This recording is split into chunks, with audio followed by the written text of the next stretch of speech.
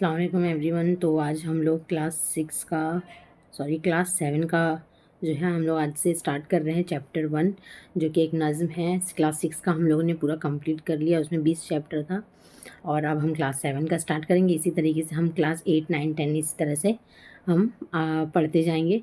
और आज ये हम नज़्म पढ़ने से पहले हम पहले इसके कुछ अल्फाज मैंने देख लेते हैं और फिर नज़्म पढ़ना शुरू करेंगे। तो पहला अल्फाज है क्या? कुमरी।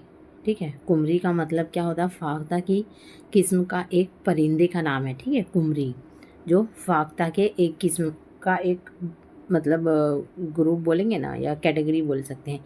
और इसकी आवाज़ कैसी होती है? निहायत गूंजदार होती है, यानी बहुत ज़ोर से उसकी आवाज़ क्या होती है? गूंजती है, दूर तक जाती, सुनाई देती है। चकोर का मतलब होगा तीतर की किस्म का एक परिंदा होता है और इसे चांद का क्या कहा जाता है? आशिक कहा जाता है। चांद का आशिक कहा जाता है इसे, इसीलिए इसको चकोर भी कहते हैं। वन का मतलब होता है जंगल। ठीक है, सरसब्ज मतलब हरा भरा तरोताज़ा। गल्ले का मतलब होता है अनाज, है ना। गल्ले का मतलब अनाज, उसमें चावल, गेहूँ, आटा सब कुछ आ जाता है। उसके बाद मेवा का मतलब होता है खुश्क फल, बादाम, अखरोट और किशमिश वगैरह, ये हम पहले भी पढ़ चुके हैं। तरकारियाँ यानी सब्जियाँ, सब्जी तरकारी कहते हैं। गुलकारियाँ यानी नक्काशी करना, गुलकारियाँ यानी नक्काशी करना। गुल बूटे बनाना, फूल तराशना। ठीक है, यानी कि फूल फल और गुल मतलब फूल फल की जो है पेंटिंग्स करना, वो क्या कहलाएगा? गुलकारियाँ। सैराब होना यानी पानी से भरा हुआ तरोताज़ा होना, है ना। पानी पीकर सैराब हो जाते हैं ना हम रमज़ान में, तो इसीलिए। फिर ज़रख़ेज़ का मतलब होगा जिस ज़मीन में पैदावार जो है ज़्यादा होती है, उपजाऊ ज़्यादा होता है, वही क्या कहलाता है? ज़रख़ेज़। चश्मा का मतलब होगा ज़मीन से उबलता हुआ पानी या सोता। ज़मीन से उबलता हुआ पानी जो निकलता है ज़मीन से, वो क्या कहलाएगा? चश्मा। रवां का मतलब होगा बहता हुआ, रवां का मतलब बहता हुआ पानी। फिरदौस का मतलब होगा जन्नत कहेंगे। फिरदौस को क्या कहते हैं? जन्नत। बहिश्त भी जन्नत को ही कहा जाता है। उसके बाद है गुमा का मतलब शक होना, शुबा होना, वहम होना। शक शुबा में होना यानी गुमा में होना। दिलकश का मतलब क्या होगा? दिल पसंद, दिल को लुभाने वाला। दिलकश का मतलब दिल पसंद, दिल को लुभाने वाला। बागे इरम का मतलब क्या है? जन्नत का एक बाग है। बागे अरम किसको कहेंगे हम? जन्नत के बाग को कहेंगे। बागे अदन यानी जन्नत का वो बाग जिसमें हज़रत आदम अलैहिस्सलाम को रखा गया था। जन्नत का वो बाग जिसमें आदम अलैहिस्सलाम को रखा गया था। ठीक है, तो एक मर्तबा हम वापस से जो है पूरे अल्फाज मायने को देख लेते हैं ताकि हमें नज़्म समझने में आसानी हो। पहला अल्फाज है कुमरी। फाख्ता की किस्म का एक परिंदा को क्या कहते हैं? कुमरी। इसकी आवाज़ कैसी होती है? गूंजदार होती है कुमरी की। चकोर क्या बोलेंगे? जो चांद का आशिक भी कहते हैं चकोर को, और तीतर की किस्म का एक परिंदा होता है। ठीक है, बन का मतलब होगा जंगल। सरसब्ज का मतलब होगा हरा भरा ताज़ो तारा। गल्ला मतलब अनाज, गल्ला मतलब अनाज। मेवे यानी खुश्क फल, बादाम, अखरोट, किशमिश वगैरह। तरकारियाँ यानी सब्जियाँ, तरकारियाँ यानी सब्जियाँ। और गुलकारियाँ यानी फूल फल की पेंटिंग करना। ठीक है, नक्काशी करना। ठीक है, फूल फल बनाना। सैराब हो जाना यानी पानी से भरा हुआ तरोताज़ा, है ना। ज़रख़ेज़ यानी उपजाऊ ज़मीन, जिसको बोलेंगे जिस ज़मीन पर पैदावार क्या होती है? ज़्यादा होती है। चश्मा का मतलब होगा ज़मीन से जो उबलता हुआ पानी है, उसको क्या कहेंगे? चश्मा। रवा होना यानी बहता हुआ पानी, रवा होना यानी बहता हुआ। फिरदौस का मतलब जन्नत होता है, और जन्नत को ही क्या कहते हैं? बहिश्त भी कहते हैं। उसके बाद है गुमान होना यानी शक होना, शुबा होना, वहम होना।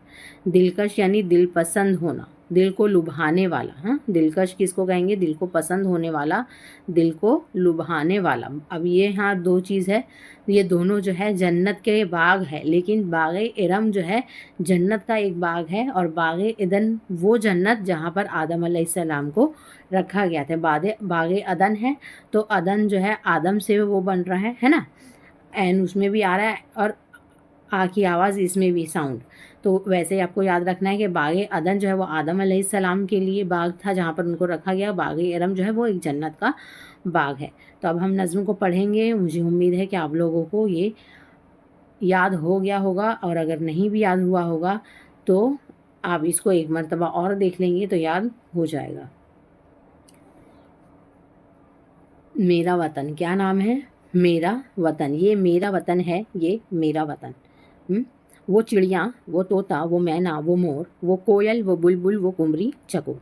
ठीक है, कुमरी हमने पढ़ा और चकोर का मतलब भी पढ़ा क्या है, जो चांद का आशिक होता है और एक परिंदा है ये भी एक परिंदा है। वो झीलों की लहरें, वो दरिया का जोर। झील होता है ना, पानी का झील, झीलों की जो लहरें हैं और जो दरिया का जोर है, यानी जो दरिया ज़ोर ज़ोर से लहरें मारती है, उसकी जो आवाज़ है, वो झरनों का जो गिरना है, यानी वो जो झरने गिर रहे हैं, पानी का झरना जो गिर रहा है, वो पानी का जो शोर आ रहा है झरनों से, वो सरसब्ज इसके पहाड़ और वन।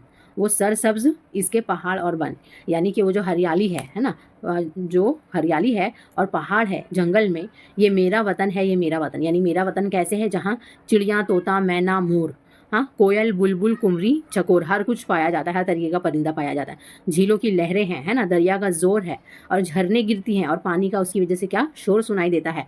सरसब्ज है, चारों तरफ हरा भरा है, पहाड़ है और क्या है, जंगल। और यही सारी खूबियों के साथ ये कौन सा शहर है, ये कौन सा वतन है, ये मेरा वतन है। हाँ, उसके बाद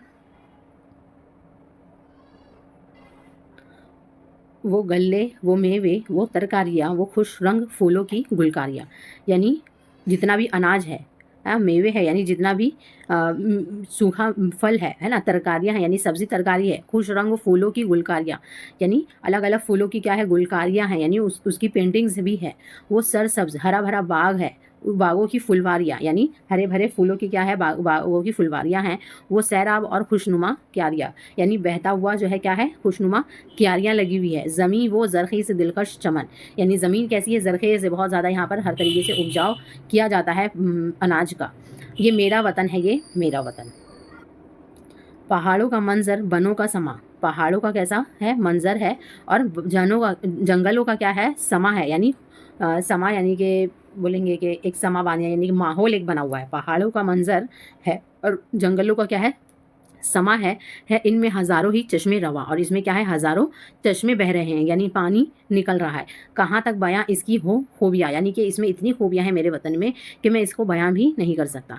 है फिरदौस का इस चमन पर गुमा, यानी जन्नत को भी क्या है, इसके ऊपर गुमा है, यानी शक है। ये बाग़े इरम है, ये बाग़े अदन, ये क्या कौन सा बाग है, बाग़े इरम है, यानी कि वो बाग है, ये वो जन्नत है जहाँ पर कहाँ, जो जन्नत का बाग है, ये क्या है, एक जन्नत का बाग। कौन सा बाग है, जहाँ पर आदम अलैहिस्सलाम को रखा गया था। सही बात है ना, ये इसी दुनिया में जो है ना लाया गया है आदम अलैहिस्सलाम को। और ये क्या है, मेरा वतन, ये मेरा वतन। इस नज़्म को लिखने वाले हैं शफ़ीउद्दीन नैयर। किसने लिखा है इस नज़्म को, शफ़ीउद्दीन नैयर ने। इसके क्वेश्चन आंसर जो है हम दूसरा वीडियो बनाएंगे और उसकी एक अलग प्लेलिस्ट बना देंगे। अगर वीडियो आप लोगों को एक्सप्लेनेशन मेरा अच्छा लग रहा है, कमेंट्स में बताइए। कोई सलाह भी देनी है तो आप कमेंट्स में लिख सकते हैं, मैं ज़रूर पढ़ूंगी उसे। और thank you so much. Channel को लाइक करें, शेयर करें और सब्सक्राइब करना ना भूलें।